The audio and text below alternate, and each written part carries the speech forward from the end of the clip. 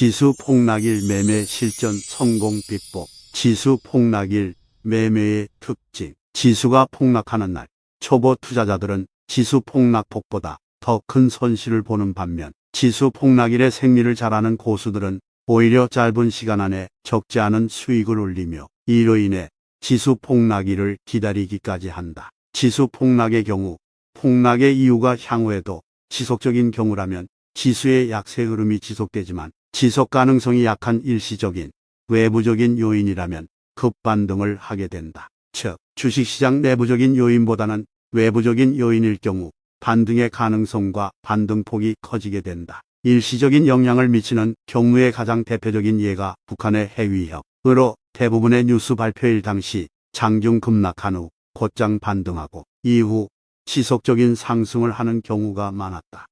그리고 1년 이상의 계속 영향을 미치는 악재, 즉 2020년의 코로나 사태, 2008년 글로벌 경제위기, 2007년 IMF 등의 경우도 적어도 급락 직후 단기간 동안에는 반등을 하는 게 일반적이다. 지수 폭락일 매매 종목 선정 노하우. 개별 종목의 경우 지수 하락폭보다 더 많이 하락하고 반등 시에는 더 많이 반등한다. 또한 지수의 추가 하락 시에는 더 많이 급락한다.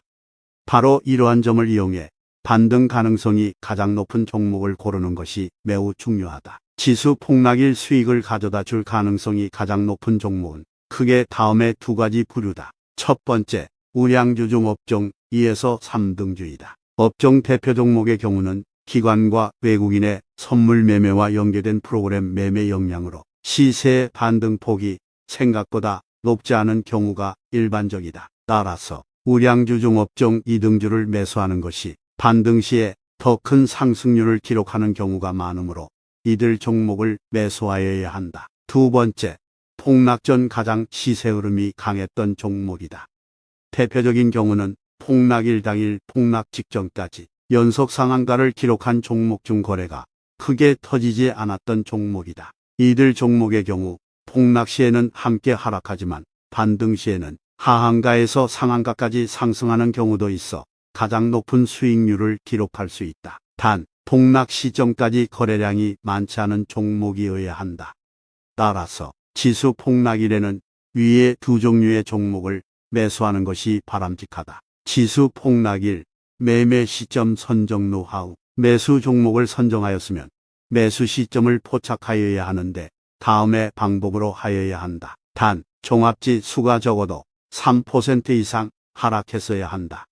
3% 미만의 지수 하락 시에는 지수 폭락일 매매 방법이 잘 통하지 않으므로 일단 3% 이상 지수가 급락하였는지 반드시 확인하여야 한다. 지수가 멈춘다는 것은 하락폭이 점점 적어지며 어느 순간 동일 수치 주변에서 지수가 멈추는 것을 말한다. 예를 들어 지수가 1750, 1740, 1730, 1720, 1718, 1716, 1715, 1714, 1714, 1715로 움직인다면 십씩 떨어지다가 갑자기 낙폭이 줄어든 1718선부터 주의 깊게 봐야 한다. 그 후 동일한 수치를 여러 번 찍는다면 이때가 바닥일 가능성이 높다. 이 경우 단순히 수치만 보지 말고 지수 하락이 멈추는 시점은 틱 차트나 1분 차트는 물론 최근 일봉상의 지지 가격을 함께 확인하는 것이 현실적이다. 수치만을 보고 파악할 경우에는 속임수에 걸릴 가능성이 높다. 지수 하락이 멈추거나 반등이 확인이 되는 시점에 미리 선정한 종목을 매수하면 된다. 만약 지수 저점 확인에 대한 자신이 없을 경우는 그림 1처럼 종합주가지수의 1분 차트에서 직전 저점을 3번 이상 찍고 반등하는지를 확인하는 절차를 추가로 가지는 것이 좋다. 지수 폭락일 매매 시점 선정 노하우. 종목을 매수한 이후에는 해당 종목의 시세 흐름에 집중해야 한다.